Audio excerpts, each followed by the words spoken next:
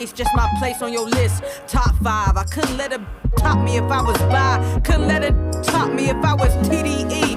Absol, they can't see me.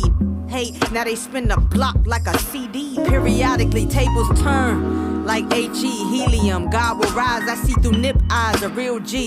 Hold up, wait a minute. Some of y'all might listen more if I throw some in it. Some of y'all in When I lose, the city got my back like the Knicks.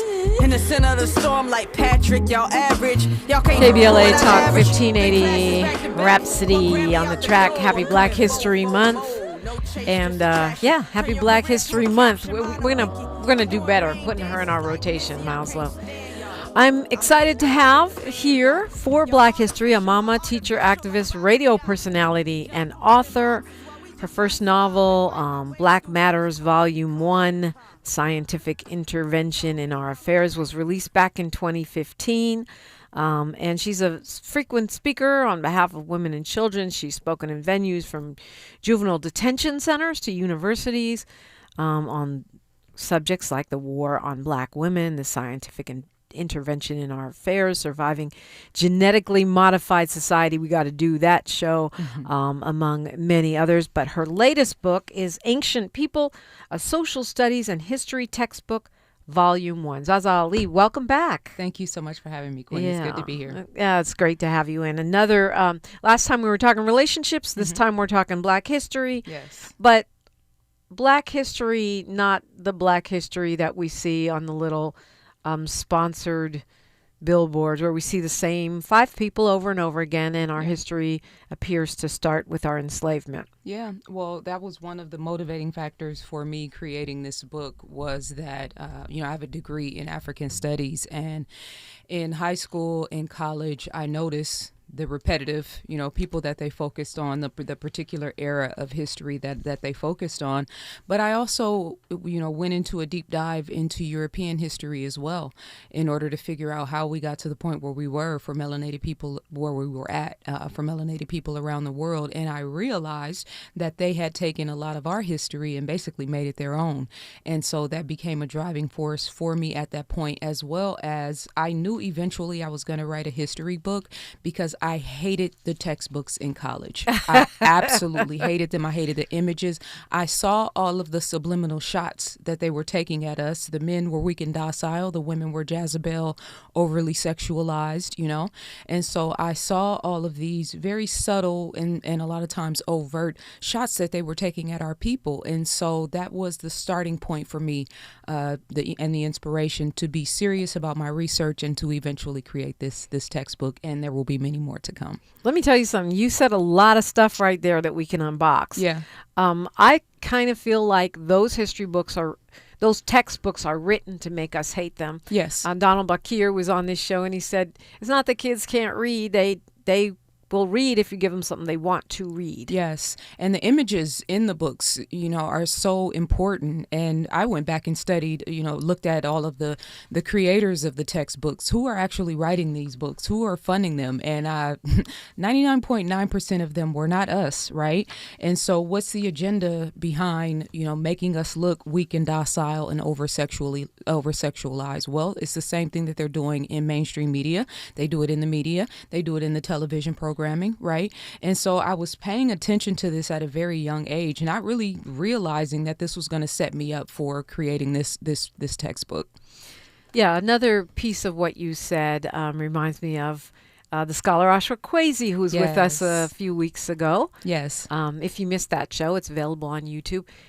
And he's always talking about how, particularly with ancient Kemet or ancient Egypt, the stories that are written in stone are retold as European stories. Yes. And the credit for creating medicine and philosophy and mathematics and architecture is given to the Greeks. Yes. When they took it from the Africans. They did. And the 5th chapter in this book is Pharaoh Hatshepsut in the 18th dynasty. And this was considered one of the great golden ages of Kemetic history, the 18th dynasty. And Pharaoh Hatshepsut temple is one of the world-renowned places that people from all over the world go to visit. Now, if you pull up her name right now, I guarantee you there will be images of a white woman that show up in a pharaoh-like I've never done that as much as I've always, she's been one of my heroes. She is. And they call her one a of my pharaoh muses. or Yes. a king because she was in the position of king.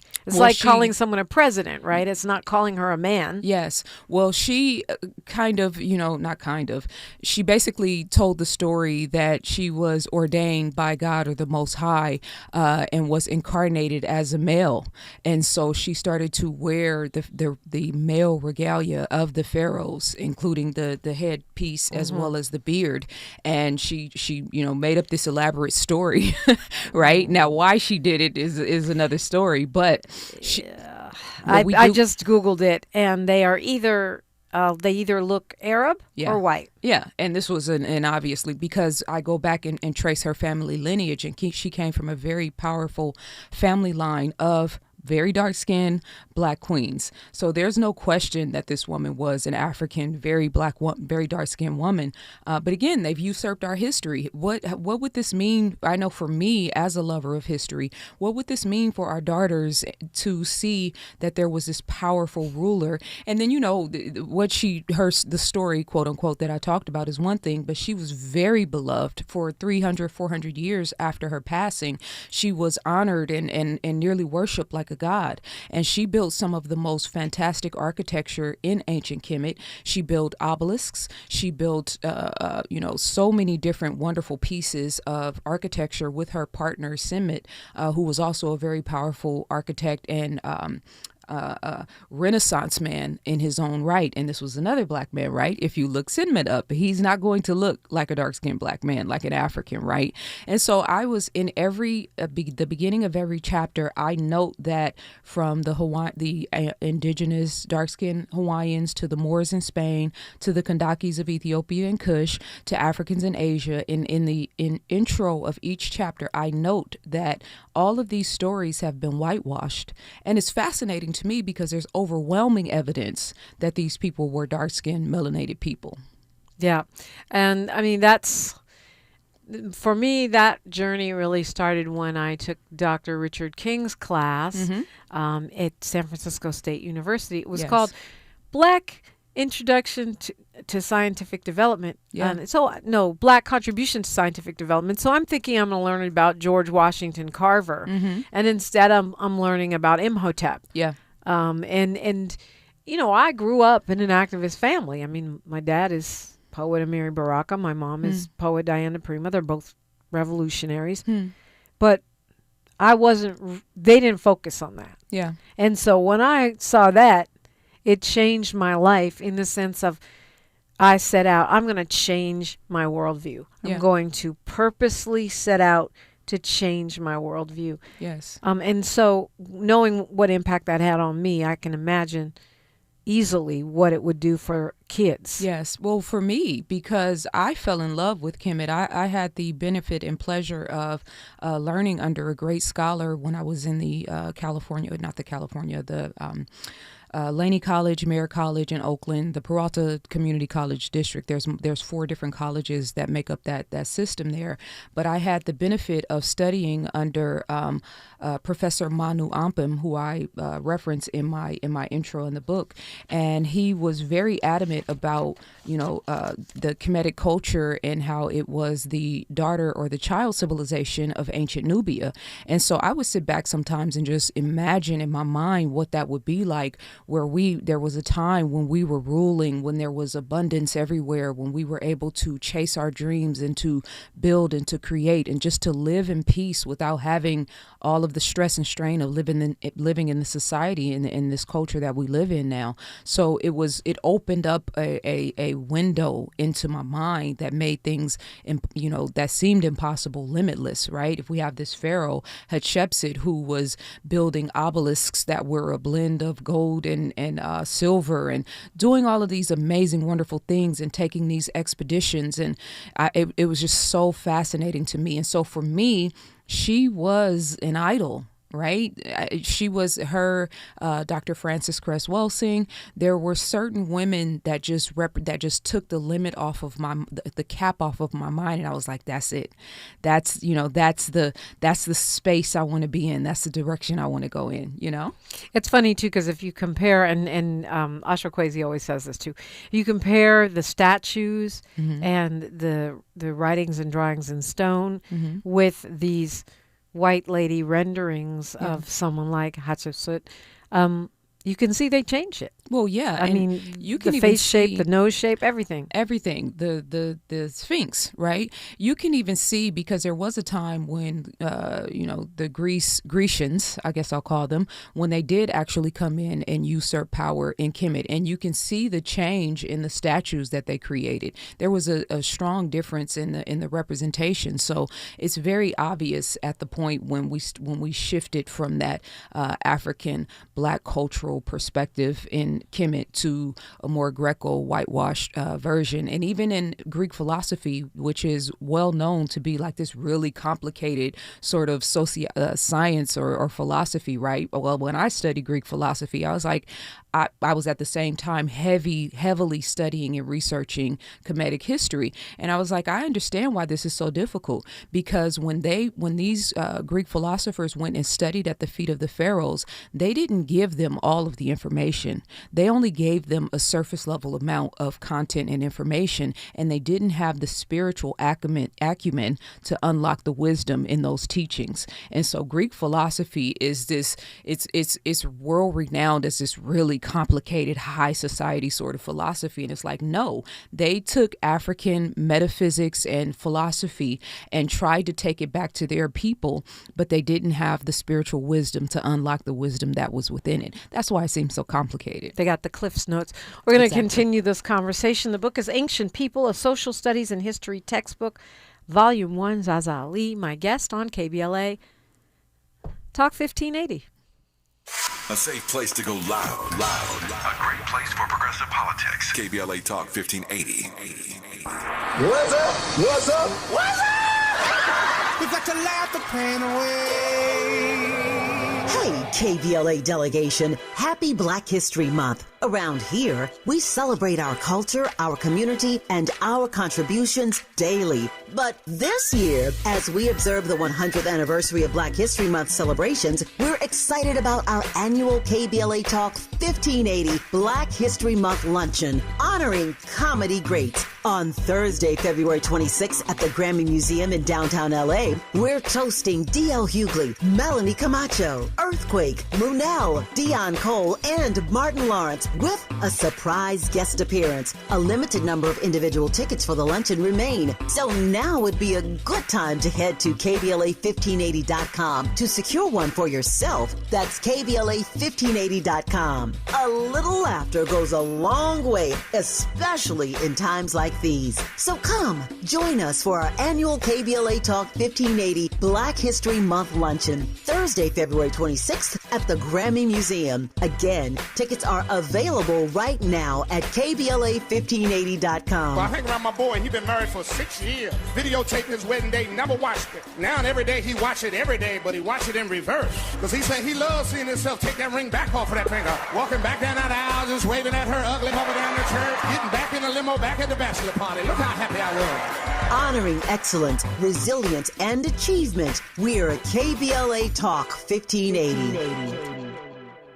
Are you drowning in IRS tax debt? Angela was. She called Civic Tax Relief and saved over $80,000. Felicia was having health problems, got behind on her taxes, interest and penalties were adding up. She called Civic Tax Relief and saved over $15,000. Civic Tax Relief is a professional tax negotiation firm that can protect you from the IRS. If you're getting collection letters, call Civic Tax Relief for a free consultation. They will go to work helping you discover all the relief programs you may qualify for free. James owed the IRS $37,000. Civic Tax Relief represented him against the IRS, and by the time everything was completed, he did not owe the IRS anything. If you are in trouble with the IRS, call Civic Tax Relief for your free consultation now. 800-200-2257. 800-200-2257. Get a free consultation and real tax relief. Call 800-200-2257. 800-200-2257. Thanks for waking up with Dominique DePrima on KBLA Talk 1580. ZaZa Ali is here. She is a scholar of Black history with a degree in such as that. She's got a new book, Ancient People, a Social Studies and History Textbook, Volume 1. You got it in hardback and paperback. It's so beautiful. This is really a nice piece of work. And I did not mean to imply that this is only for kids. Yeah, no. Because I would venture to say most folks that call here, listen here, our KBLA delegation, who are more educated than most, do not have all of the information in this book. Yeah. I mean, I know I don't. I just flipping through it, there's a few things right away I saw, oh, I didn't know that. Well, and I was intentional. I us. focused on timelines and people and historical figures that most of us have never even heard of. Yeah. You were talking about the Moors, which is always a popular topic because there is, I don't know, a group of philosophy or several that are, in this country that really focus on the Moors. Yeah. And I think they're probably under-discussed in not just history but entertainment, when we see the representation of ancient Europe. Well, yeah, and the Moors, who there are so many images in the book that represent who these men and these great kings truly were, and there's an argument. I was just telling you during the break that I have a playlist on my YouTube channel where I'm basically breaking down different chapters within or different subjects in the book, and it never fails. The Moors in Spain, in particular, there are always so many people who are like, these were not Black people, these are not Africans. Why are you trying to take our history like they were white Arabs? And the interesting thing about that is the original Arabs are very, very dark-skinned people. So there's that. If you look at the situation in South Sudan and North Sudan, these are Black African men and people versus dark-skinned African. And also that, what Kwesi says, which is that, and it's not just Kwesi, the historical record shows that the Arabs came in later. Yes. They were colonizers. Yes. They were invaders. Well, yes. And recognizing there was the original Arabs and then there were the later colonizers who did what they did. And so there are different, when we talk about the actual Moors and where they came from in northern Africa, different tribes, right? And sort of coming together and with the instruction of the African kings at that time and going into Europe and intentionally going into Europe with the intent of, colonizing this particular land because the opportunity was there, right? But what they did do, unlike Europeans who went around the world, is that they went and they brought value and they brought justice and they were tolerant and they allowed people to keep their language and their religions and their cultures, and they built great architecture. This is a time when Europe was in the Dark Ages. And so they came and brought all of these elaborate teachings and high society sort of scholarship. And bathing, right? In one of the intro of the Moors in Spain, one of the great quotes is that a Moor would rather go hungry than to be caught without taking a bath. And this was why the hammams, which is another section in the book, where they had these very beautiful and elaborate public baths where the average person could go. They had a separate one for men and a separate one for women and a timeline where each would go. They had these beautiful, physically stunning bathhouses where the average person could go and get clean and take a bath and relax, right? And so all of these things, as well as all of the prominent European universities that later came to be, such as Cambridge and Oxford, they all were born in the shadow of the scholarship of the Moors in Europe. And I call it the Moors in Spain because that was in honor of Ivan van Sertimo, who was my greatest teacher and my favorite scholar. So I named it after his book. But, there is plenty of evidence that they took the light from the scholarship of the Moors in Spain and built institutions of knowledge based around that knowledge. knowledge. I mean, and you made the point off the mic that the Moors were not just in Spain. Yes, no, France, Italy, Portugal, all throughout Europe. And there's plenty of documentation and statues and evidence proving just that. This image, for instance, is one of the flags of Sardinia, and that's still the flag of Sardinia to this very day. And that same image is on the cover of the book, and this is a very obvious image of a black man, and it is the flag of Sardinia in Italy to this very day. Yeah. These are, what I love about this is you really do have the receipts. You have pictures and Yes. timelines, and the timeline is important because it's kind of confusing. Yes. It's really empowering and important. And it's funny because we were talking about this with Kwesi again, and he said, we saw how the Egyptians pushed back on Jada Pinkett Smith and on the Cleopatra, and he was saying that's problematic because Cleopatra was not entirely black. She was probably black and something else. Well, yeah, and as with, as time went on with all melanated people around the world, there was a time when it was predominantly dark brown skin or melanated, and then as Europeans came in and infiltrated the society, all of the people became mixed like us, right, or looking like us in terms of lighter skin, and so the lighter the skin got, like in Egypt, for instance, the Egyptologists, right, they are using archaeology and history, their version of history, to basically prove that the ancient Egyptians look like them. Right. And so, but because the predominant society in Egypt now is very light skinned, but that's not how it looked 5,000 years ago. And they're basically gatekeeping the pyramids. And, our culture, and trying to prove that they did it. And they will get very angry if you say you did it. But anyone with even a beginner's knowledge of history can see that just like populations shift through immigration and wars. Well, and like America today doesn't look anything like it would have looked 10,000 years ago or 5,000 years ago. Right. So this is why history is important, because who's to say, 1,000 years from now, what are they going to say that our people and, Smokey Robinson and Little Richard and, Ashra Kwesi, and all these great historical figures, Dr. John Henry Clark, who's going to say that Dr. John Henry Clark is not going to be some whitewashed dude? We know for sure Michael Jackson and Prince will be.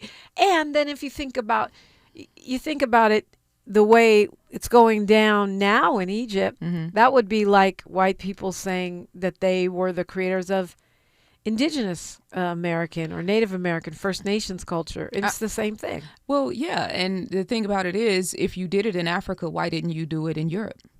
Yeah. If you built pyramids in Africa, why didn't you go back home and do it and all these great architectural feats that are found around the world in indigenous cultures? Why didn't you do it in your homeland if you did it everywhere around the world? So my motivation was like, no, we're taking it all back, and I'm going to prove it, and I'm going to verify it. And so I was very staunch about the images, the representations. I wanted to make sure everything was accurate. I studied, I pulled all the resources from the great historians and scholars to make sure that I was standing on well-researched, well-documented information to put this book out into the world.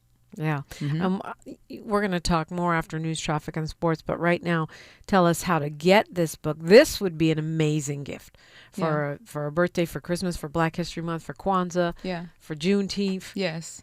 Because it's almost like, how families used to have the encyclopedias in the home. It's almost a little bit of an encyclopedic evidence. Yes, it is of our culture and history. That is exactly what it is. And I was looking at the encyclopedias and other textbooks and really looked at what is conducive of a social studies curriculum and all the things that are entailed, from geography to architecture to spirituality to economics and politics. And so I wanted to make sure that I incorporated all of those things. And then we also have the workbook version of the book, which we can talk about when we come back on the other end. My website, ZaZaAli.com, is down right now because it's being updated, but the store is alchemypublishing.godaddysites.com, and I know that's a lot for you guys to remember. So if you go to my Instagram page, you can click the link in my description and it'll take you right to the link, and that is I_am I_ZaZa_ Ali. I_am_ZaZa Ali. _ Ali. Oh, another underscore. Yes. ZaZa Ali. Okay, yes. And gotcha. of course, you can email me at info@zazaali.com, and I can send you the link directly, and you can get the information there as well. Okay, we've got news, traffic, and sports, then more real Black history when we come forward on KBLA Talk 1580. She's reclaiming her time on KBLA Talk 1580. More First Things First with Dominique DePrima when we come forward. I'm Tammy Eswick with BIN News Now. Several Shelby County Sheriff's deputies, most of them black men, are being hailed heroes after jumping into an icy pond to rescue 2 young boys during the winter weather. One of those black men, Israel Muhammad. He has a plea for parents. He spoke to Fox 13 News. Regardless of the temperature, when it's freezing cold and inclement weather, just keep them off the ice. Well, the son of former Libyan leader Muammar Gaddafi was killed in northern Africa, according to NBC News. Libyan officials say the initial investigation found that the 53-year-old was shot about 85 miles from the capital, Tripoli. The New York Times says 4 men stormed his house and disabled his security cameras. Well, according to AOL.com, Star Jones recently said she's not interested in returning to the talk show The View anytime soon. Now, why y'all would ask her that in the first place is beyond me. Get BIN News Now on demand 24/7 on the iHeartRadio app. Escape the confines of the city for the expansive beauty of the Santa Ynez Valley with a short 2-hour drive up the coast. Let Chumash Casino Resort be your destination getaway. Welcome to freedom. Go to chumashcasino.com. Gambling problem? Call 1-800-GAMBLER. This is the KBLA Sports Minute with Ray Richardson.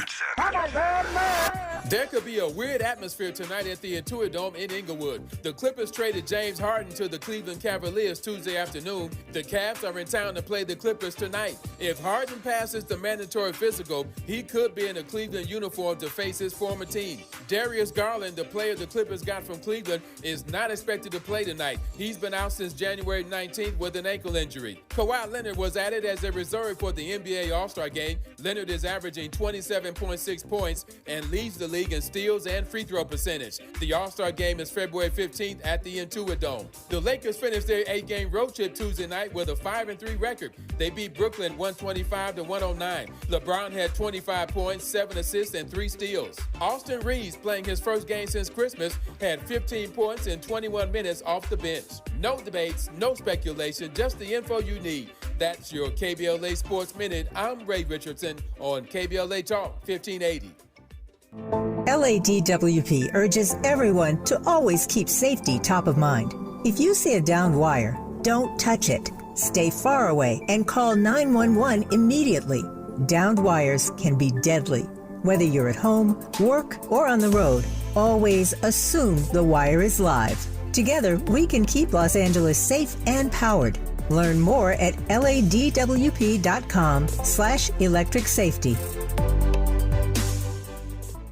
KBLA Talk 1580, connecting you with the world. African Focus Incorporated is a community-based organization whose mission is to bring Africans and African Americans together, lead charitable initiatives on the motherland, and educate people from all walks of life on the beauty, legacy, and opportunity of Africa's 54 nations. And it's that time once again when African Focus is teaming up with KBLA Talk 1580 for our 8th annual African Focus Trailblazers Tour. Travel with us in 2026 when we're headed to the southern African nations of Zambia and Botswana for a historical, cultural, and vacation tour led by me, Dominique DePrima, Cultural Ambassador for African Focus Incorporated. Enjoy luxurious accommodations, conscious fellow travelers, shopping, adventures, cultural tours, wildlife safaris, and a giant waterfall, one of the world's 7 wonders, along with a chance to be of service at an orphanage on the continent. Become an AFI Trailblazer by exploring the motherland with a nonprofit organization that has members in Africa and America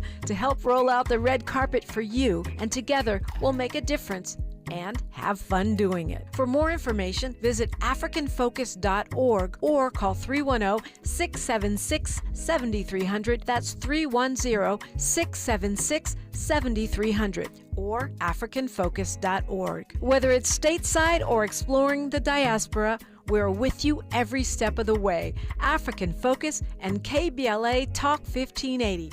Come go with us.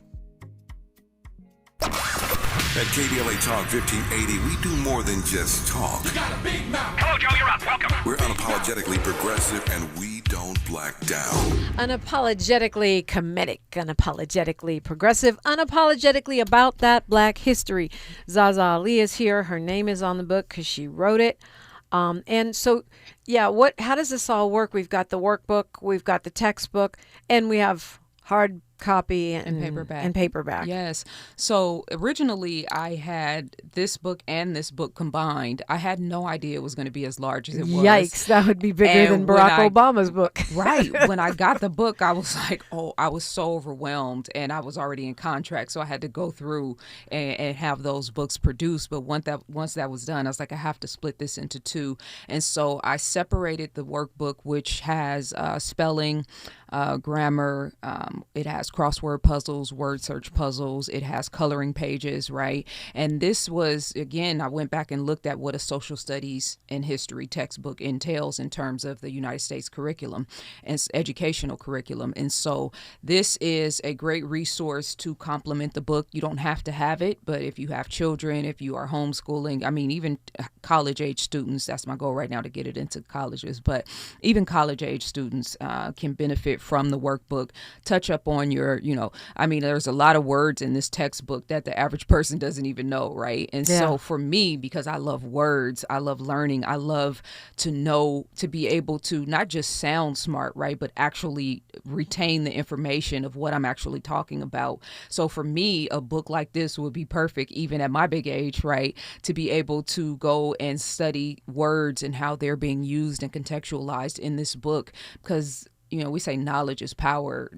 Being intellectual and being privy to words and, not just sounding intelligent, but actually being intelligent. I think that's the highest representation of Black excellence. Mm-hmm. I'm thinking also about just the time capsule or the preservation of our history. Yes. And also people like Representative Steve King, who said Black people never contributed anything to world civilization. I just wish I could go pop and put this book right down on his desk. Put me in a room with it and turn on the camera and let me do the rest. Yeah.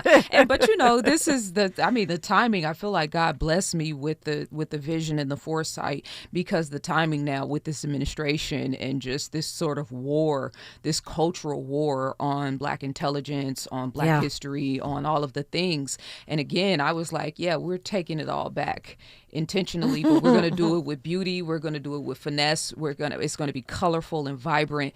And this is full color. I mean, there's illustrations on every page. Yeah. It's not, like you said, it's not only for kids, but I would think definitely college students and grown folks like me. Like I said, I'm over here learning things, but I love it. The way you have it set up. Mm-hmm. If this is on my coffee table, kitchen table, bathroom table, you can take one chunk and take it in, one chunk of knowledge at a time. Yes. Well, and it's a textbook, right? And a lot of the books like Chancellor Williams, Dr. Ivan Van Sertima, these were not books that you read. These were books that you study, right? And so I grew up in a timeline where I was used to studying books, and so I had that in mind. But I also knew that a lot of these books didn't really have images in them, right? And so I wanted to complement with graphics, with beautiful, colorful images. The Moors in Spain are world renowned for their architecture, but there's really no book that shows the vastness of the architecture. You see the coins there. We had great African kings ruling in Europe that had created their own coins. The postal systems were created by the Moors in Spain, right? And so putting all of these things together in a vibrant, colorful, cohesive manner was definitely the intention. When we went, we take trips to Africa every year, KBLA and African Focus Inc. When we went to Zanzibar the first time, it was very eye-opening for me, because that is where they launched enslaved persons to the Arab world. Yeah.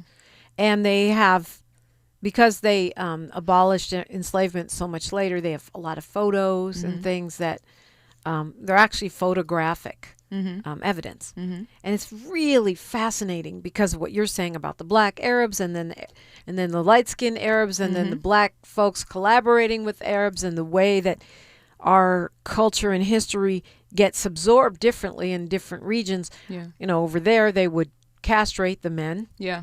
And take the women as wives. Yes. But when the women gave birth, those children were taken into the family. They were not enslaved. Yes. So you think about the amount of black blood that runs through many of those nations. Yeah. Oh, all throughout Europe, and even in Italy, there is this underlying tone of racism based on skin tone, because the people who are really from there know that there was a time when the Moors were very prominent in those areas, right?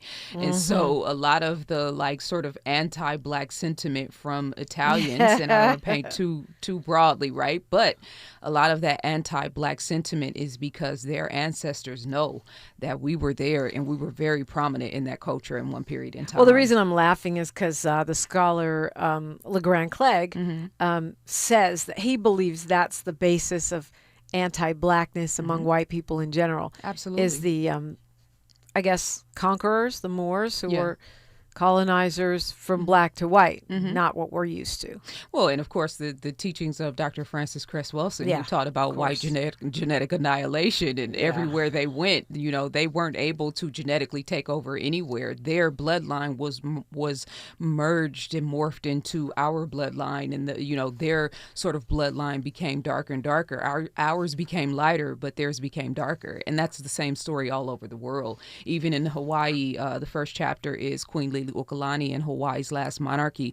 There were 55 monarchies of dark-skinned ancient Polynesian people that ruled in ancient Polynesia and in Hawaii in particular. Again, most people don't even know this, and then the Europeans show up, and now we have what is considered the Hawaiian culture to date. But it's estimated there are somewhere between 5,000 and 10,000 ancient original indigenous Hawaiians remaining in the world. So just for context, when the Europeans showed up with disease and, doing what they do, they ended up killing off a lot of the indigenous people just purely by contact with them.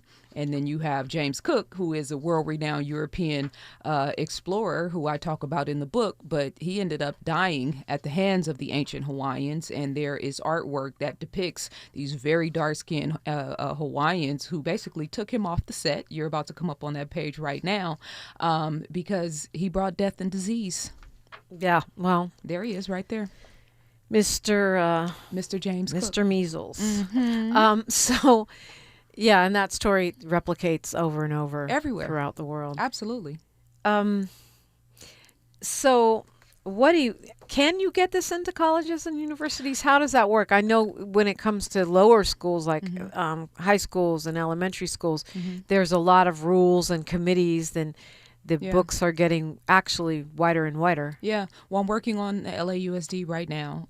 There is a format and a particular path that you have to go in order to get the book approved in schools. And so I'm working on that right now. And then in terms of the colleges and universities, I have a marketing plan to basically, I have to connect with the right person, then get a copy of the book in that person's hand, and then it goes through a committee to get it approved. So there are steps that have to be taken. And I'm very open to, as I have discussed with, multiple people that I've talked to about this, I'm very open to, sort of revising the book in order to make it acclimated to the academic system, as long as it stays true to the integrity. So the HBCUs, I'm starting out in California with the Cal State and UC schools with the Black Studies programs. That's my current focus because I'm here, obviously. And then eventually we want to try to get it in the HBCUs, middle schools, high schools. That's my focus right now. So if anyone is listening, any teachers or anyone that is in the administrative aspects of those libraries as well, info@ZaZaAli.com is my contact information. And I wrote this book specifically to change the narrative that our history started with slavery, that we haven't contributed anything great. Like, no, Europeans took our history and built a world and built their legacies on the backs of everything that we had already created. And there is overwhelming evidence. You referenced Imhotep, and I didn't talk about Imhotep in the book, but Imhotep was a serious builder, scientist. They found these really intricate papyrus that showed him breaking down very complicated medical surgeries. We're talking about, 5,000, 7,500 years ago, depending on what timeline you use, where he's breaking down, brain surgeries, right? And then you pass the page in the Moors in Spain, where it was showing several of the scholars who had created these very intricate medical surgery instruments that are still being used to this day. Right. And so if you're an engineer, if you're a doctor, if you're a carpenter, if you're a spiritual scientist, if you're a warrior, if you are all the different facets that create culture, that create civilization, we've touched and mastered all of those different areas in all facets of society. So for me as a writer, it's important for me to go back and look at the great historical writers. It's important for me to, to read Ivan Van Sertima and all of the details that he left, because it inspired me to be a writer. So why wouldn't a medical practitioner or a nurse or someone who was interested in the medical field know about Imhotep? Right? Why wouldn't a woman who is interested in becoming a fighter or a warrior, she has a warrior spirit, why wouldn't she know about Queen Amanirenas, who is very well known, if you know history, she fought off King Augustus, who was a very prominent figure from Rome at the time, and she fought him off, and basically his army surrendered because she was a warrior, and she was a very strategic warrior, right? So if you are a astronomer, right, and you're into astronomy and into astrology, why wouldn't you know about the Moors in Spain? A lot of the words that are used in modern day astronomy are actually Arabic words that came from the Moors. And when I say Arabic, I'm not talking about particularly Arabs. I'm talking about the culture that came from Africa into the Europe that was used to build, that was used to create these different scholarly documents, because they translated a lot of Greek, a lot of European, a lot of these documents at the time, they transferred them into Arabic, which was the modern language that was being spoken at the time, so that they could introduce it to these cultures, these people, Europeans. They weren't just educating their people. They were educating all of Europe, and they brought them out of the Dark Ages. And thank goodness they did. Yes. We are talking, and I get the feeling that just as these folks were determined, you're going to get these books spread around. Absolutely. I can see that this Yes. is not a short-term plan. How long were you working on writing this? It took 2 years to complete the original manuscript. It took 3 years to get it to the point where it's at now. That's amazing. That's actually really fast Yeah. for a work of this magnitude. Yeah. ZaZa Ali is my guest. We're talking Black history before our enslavement. Make sure you clock that at KBLA Talk 1580. More of First Things First with Dominique DePrima when we come forward. February 4th is Transit Equity Day. To mark the occasion, Metro is offering free rides all day on the 4th. Providing safe, accessible, and affordable transportation is a commitment Metro makes year-round. Learn more at thesource.metro.net. USC Visions and Voices invites you to the LA premiere of Major, an exciting new dance theater performance exploring the legacy of Majorette dance. Directed by award-winning choreographer Ogemdi Ude, Major combines music and movement to explore what it means to be proudly Black and proudly femme.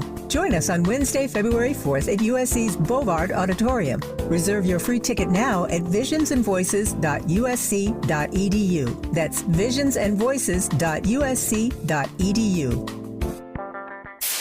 KBLA Talk 1580. We've got a lot to talk about. Imagine a Los Angeles where everyone can thrive, where communities have access to the resources they need to succeed. That's the vision of Detours Mentoring Group, Inc. They're dedicated to improving life in LA County by providing educational support, employment assistance, and spaces for community engagement. By 2050, they want LA to be the best place to connect, create, learn, live, and play. They're working toward an education system that's well-resourced and culturally responsive, becoming a hub for artists and innovators, and making sure everyone has access to healthy food, quality healthcare, and safe housing. It's about building a future where we all have the chance to succeed. We invite you to learn more about their mission and get involved with Detours Mentoring Group, Inc. This is a community call to action from KBLA Talk 1580. KBLA Talk 1580. We've got a lot to talk about.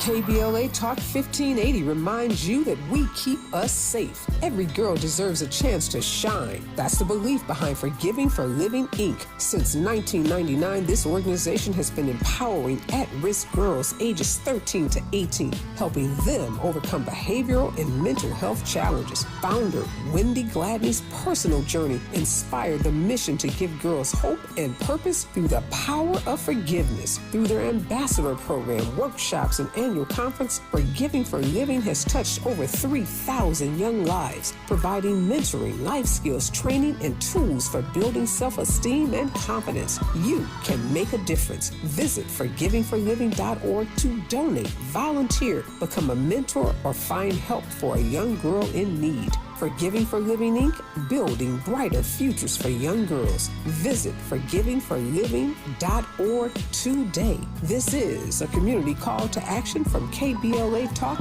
1580.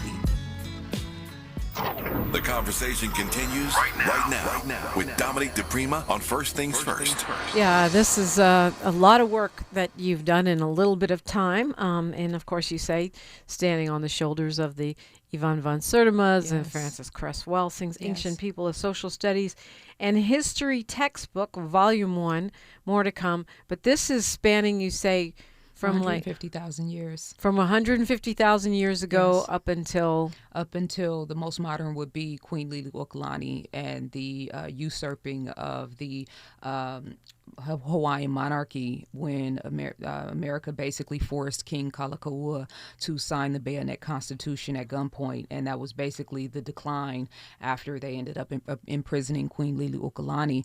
But the oldest representation is 150,000 years ago, where I referenced the San Bush people and the phenotype of those people and how close they are in terms of how they looked with the what later became known as the ancient Chinese and Japanese people, who were very, very dark-skinned people who looked very similar to the San Bush people. And so I referenced their architecture, the way that they made their building structures, and made the correlation between the two cultures as well as the physical phenotype, and then their traveling at that time and how they were navigating in the world at that point. Was it a journey of discovery for you? I mean, this is a fascination. You have your degree in Black history, but you point out none of this is AI. These are real photos of real statues and artworks. Mm-hmm. Oh, it was the whole, man, it's such a beautiful thing to be able to really just pour yourself into something you love. This is for sure this is my 7th book, but this is for sure my greatest creation. And I know for a fact when I was writing this book, this is what I was born to do, because every aspect of it, you'll see in every chapter, the colors, the images, the graphics, I was very keen on making sure that I represented these cultures and these historical figures in the right way. And so you've got the Kandakis in Ethiopia and Kush. You've got these great, powerful queens, but I used softer, more feminine type of colors, even though, there was the warrior spirit there. You have Africans in Asia, and so I represented that sort of ancient Oriental representation with the designs and graphics, but then I also show the real-time, real-life images, the Yihutuan or Chinese Boxer Rebellion in early 1900s. You had these very dark-skinned warriors who basically were rising up against Europeans who were coming in and taking over their homeland, and they used spiritual concepts in order to create these different fighting modalities. But these are very dark-skinned men who were fighting at this time.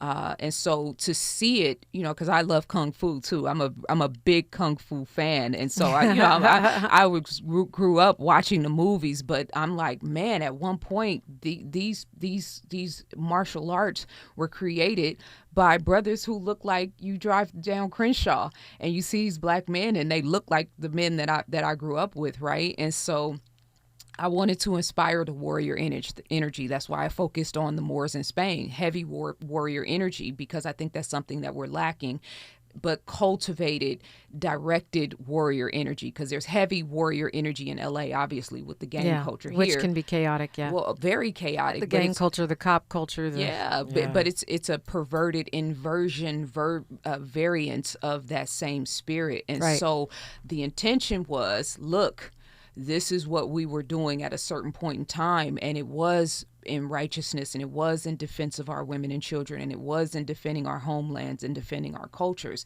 And so to spark a mindset of a young brother who might be coming up in Compton or in Oakland, who's surrounded by chaos and living in a war zone, there's another way to channel that energy in a positive direction to become a warrior for something that's rooted in righteousness. You also say you're really intentional about highlighting queens who are lesser known. Yes. So Queen Amana Reines, who I spoke about before, Amana Shaketo. Queen Amana Shaketo, her temple in Nubia was found, and she's like this major swagged out, flossing. I mean, there was so much gold found in her temple, rings, beautiful amulets. I think that's how you say it. Yes. But she was like just laced with all this beautiful, intricate gold and jewelry, and they found it in her pyramid. Now in Sudan, Napata, Merowe, where the oldest pyramids are found, they are not made exactly like the pyramids in Egypt, right, or Kemet. They're more elongated, right? And so, but she had her particular temple where they found all of these beautiful, intricate gold, representations of the culture at that time. Some of the greatest jewelry was found in Nubia that was highly representative of African queens, African kings. And so Queen Amana Shaketo was one of those queens. Like I said, Pharaoh Hatshepsut came from a long dynasty of ancient queens. So Queen Tetisheri, for instance, who was she sort of launched the 18th dynasty.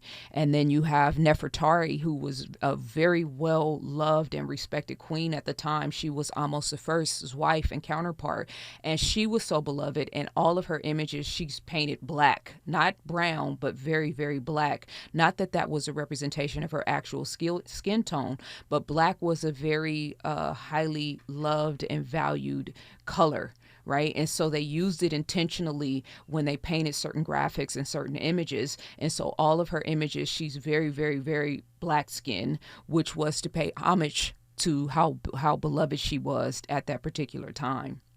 Mm-hmm. Well, we only have a couple minutes left. The hour flew by. We have to do Black History Part 2 of the Part 1. Yes. But what do you want to leave folks with? I mean, it is Black History Month, and we're in this fraught moment of historical erasure, and not just erasure, but revisionism. Yeah. I think it's time we take our culture back. We take our minds back. We take the power of who we are and how we're defined in the world back.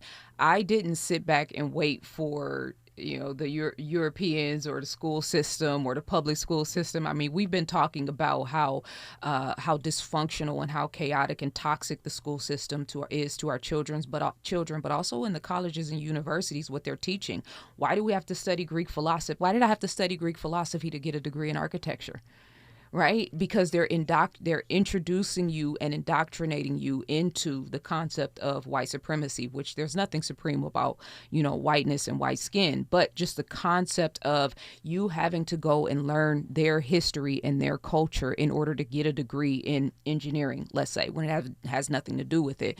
So for me, I wanted to reframe the narrative. I wanted to take control of my post, so to speak, and to introduce the real history, the real culture, because when I started studying the true history, it opened up my mind and it removed a ceiling from my mind. And so this is a love offering to remove the ceiling of our minds. In my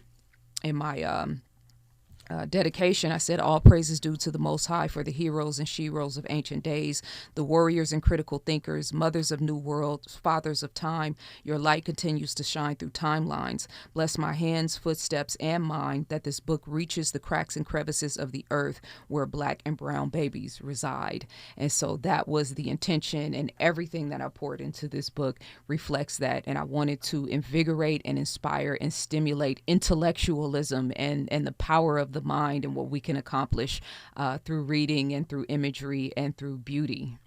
Well, ZaZa Ali, thank you so much for being here today. Thank you for having me.